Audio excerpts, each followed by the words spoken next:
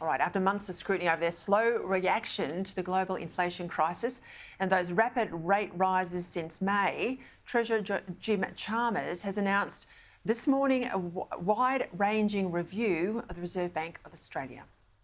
Now, we are facing together a complex combination of very difficult economic conditions in the near term, as well as a range of longer-term economic challenges as well. Well, given the choppy economic conditions ahead, what's this all mean for us and our mortgages and our jobs and all of that? Joining me now, Business Editor Ross Greenwood. First review for 30 years, Ross, so it's a big deal. What are the terms of reference? Well, the terms of reference are really not just about its inflation targeting. That's one of the keys, because that is what the Reserve Bank appears to have got wrong over a period of time, where it's consistently undershot effectively the inflation target that was to be desired without moving interest rates. And at the moment, of course, it's underestimated the strength of inflation rising in Australia, and as a result has not raised interest rates quickly enough, and indeed said that those rates are going to stay, remember, close to zero until 2024.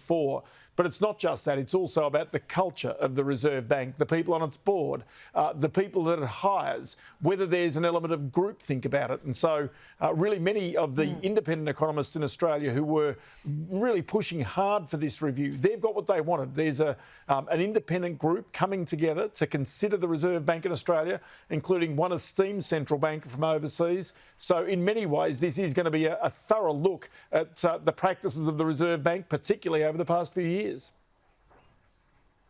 Well, just on that issue of inflation, you know, they wouldn't be the only sort of economic set of gurus who get it wrong. I mean, it's almost a national sport for economists to be a long way off the mark.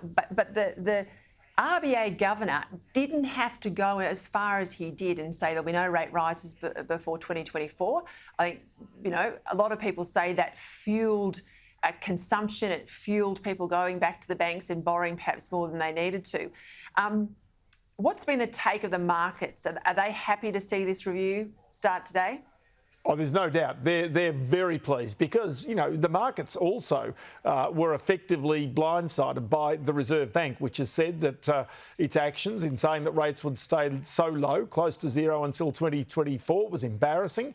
Also indicated that by trying to target the 3-year government bond to keep those rates close to zero and then abandoning that strategy late last year, that it was wrong, that they made a mistake. These are issues that need to be explored because, as you say, it lulled many people into a false sense of security about interest rates. Oddly enough, today the Reserve Bank governor was indicating, not 8 months after saying they'd be close to zero, that he thought interest rates by late this year, early next year, would probably go back to what he says is more like a neutral rate, around 2.5%.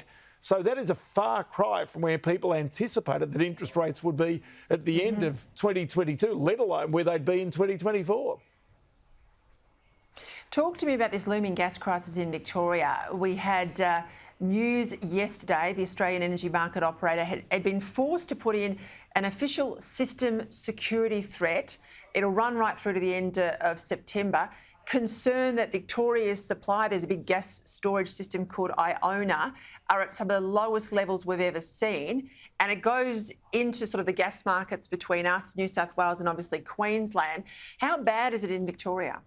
Oh, seriously bad. And it's because of an issue that's been coming for years and years and years, where onshore conventional gas exploration was banned, where an import terminal was basically knocked back by Victoria, and really it somehow had a view that it could go straight past gas from coal immediately to renewables and batteries, which was just simply almost physically impossible to do. So by not having this transition, it has not produced the gas that was required, not just by Victoria, but by its customers that are interstate and now relying very much on Queensland. And so fundamentally, the result is right now, as we sit here, Peter, electricity prices sitting well above that $400 per megawatt hour, which means you, me and every business in Australia is having to pay more. And it's not as if it isn't half cold down in Victoria either. Ross Greenwood, thank you for your time.